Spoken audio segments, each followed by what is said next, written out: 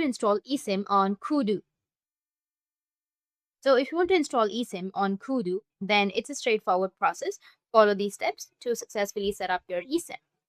First step is to check the device compatibility.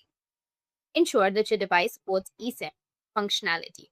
You can usually find this information in the device specifications or user manual section. Second step is to get your eSIM activation code. Log into your Koodo online account through your Koodo app and navigate to the eSIM section and request your eSIM activation code, which will typically be sent to your email or displayed on the screen. Third step is to access the eSIM settings on your device. So go to the settings menu on your device, look for the option labeled cellular or mobile data and select add cellular plan or add eSIM. After that, you need to scan the QR code. Using your device camera, scan the QR code provided in your eSIM activation email or on the screen.